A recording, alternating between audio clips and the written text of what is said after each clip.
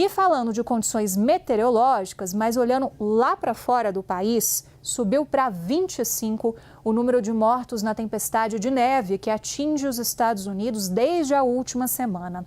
Cerca de 500 mil pessoas continuam sem energia elétrica e mais de 175 milhões de americanos estão sob alerta de frio extremo para os próximos dias. Vamos ter atualização agora com a Priscila Iasbeck, ao vivo de Nova York. Priscila, novamente das ruas aí de Nova York. É impressão minha, hoje pelo menos o sol está tentando sair aqui por essa imagem que eu estou vendo de você aqui no telão. Priscila, boa tarde, bem-vinda.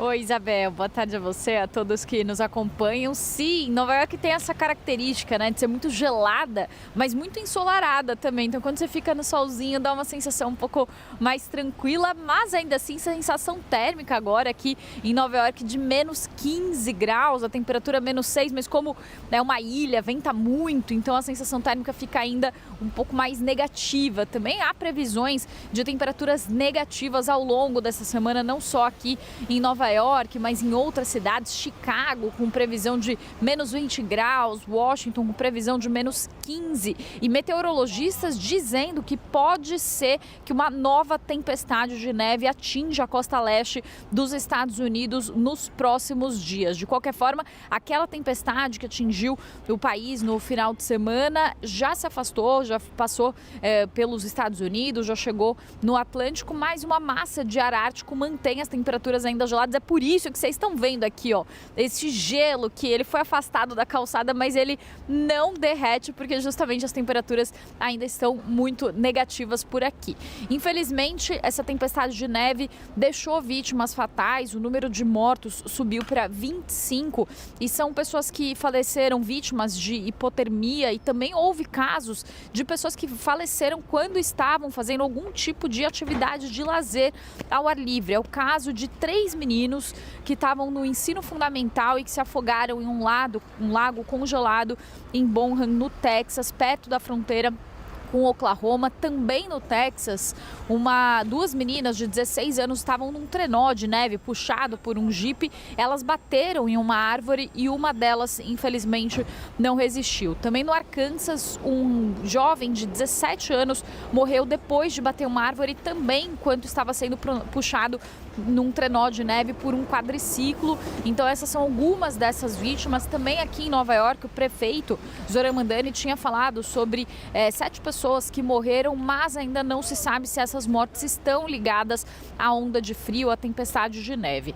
Além dessas vítimas fatais, também há reflexos na rede de energia, como você disse, Isabel, 500 mil pessoas ainda estão com algum tipo de impacto de queda de energia elétrica. Isso acontece principalmente nos estados que não estão acostumados com neve. Como vocês podem ver aqui em Nova York, não tem fiação elétrica, né? A fiação é subterrânea justamente porque quando cai a neve pesa sobre a fiação elétrica. E como essa fiação ela se estende por quilômetros, isso acaba fazendo um peso muito grande e a fiação se rompe. E isso aconteceu nos estados que têm a fiação que não é subterrânea, e esses são os estados que foram mais prejudicados e que ficaram sem luz. E no auge, 1 milhão de pessoas foi o número máximo aí de pessoas que chegaram a ser afetadas pela falta de energia. Além disso, também 175 milhões de pessoas ainda estão sob alerta de frio extremo por causa